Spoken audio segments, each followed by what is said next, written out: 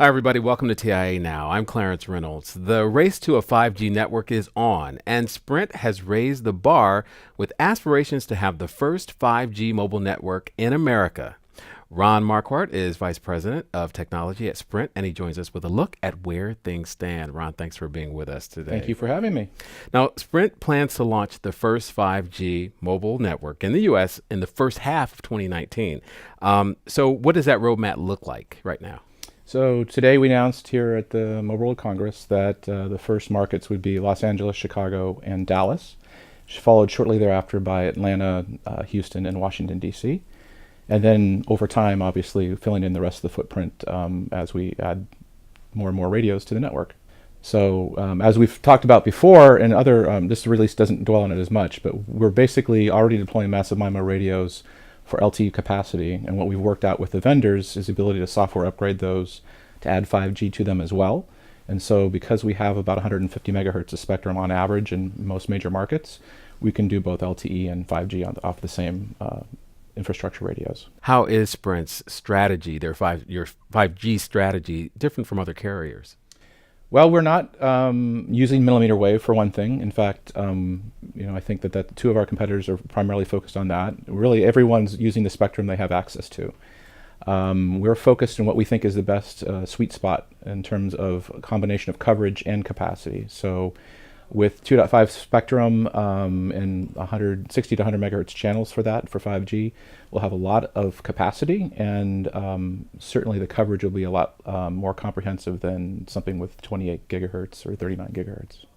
Now, GSMA has identified 70 different use cases from the emerging 5G standard, everything from smart meters to virtual reality. So the technical demands for the devices is going to differ greatly. So how critical is prioritization going to be for developing that first phase of 5G? In some ways, it is absolutely critical. In others, what we come up with first is going to be more of the same, enhanced mobile broadband. So on your smartphone, being able to get 5G as well. For some of those specific use cases, you're thinking about different devices. In some of the more far out ones, it could be a self-driving car that is connected to the cloud, and the intelligence for that driving is actually in the cloud. Prioritization is key on those types of investments because you don't want to invest too early before there is such a thing in existence. So you obviously have to pace the network build out for that kind of capability in alignment with the market demand. Smartphones are here now, so we clearly can address that demand immediately. And speaking of smartphones, if voice communication were to start to shift toward 5G IoT, do you think that would have an impact on smartphone use long term?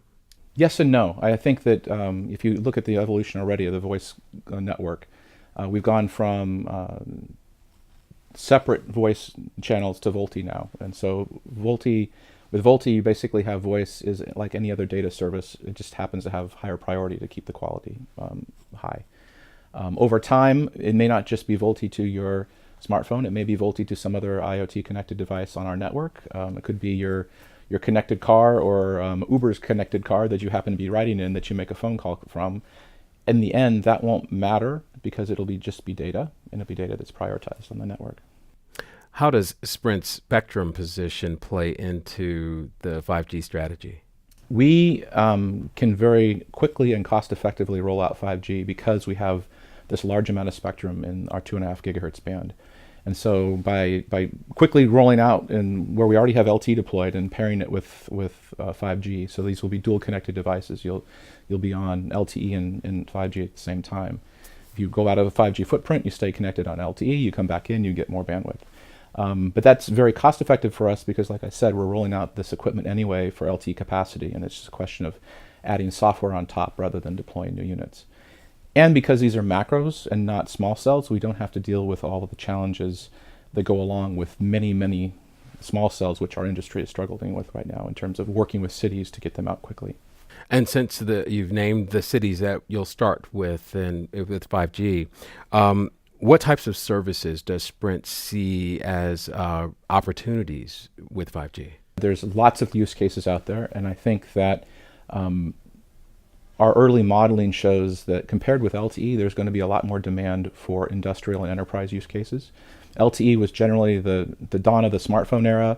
Everybody has a smartphone and using apps on it. Some of those are for enterprise and small business use, but they all kind of look the same. Connected factories and other use cases like that, connected cars, are going to be very different from a smartphone use case. We're interested in all of them, and quite frankly, it really depends upon where we see the most demand first that we'll pivot to support those use cases. I think one very interesting area is smart cities.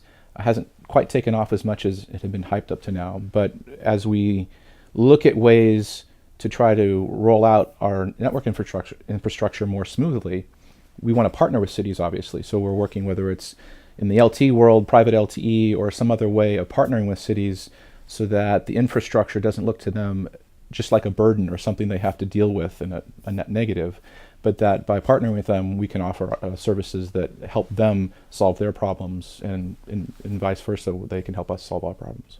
Well, we are looking forward, and thank you for being with us today. Thank you for having me.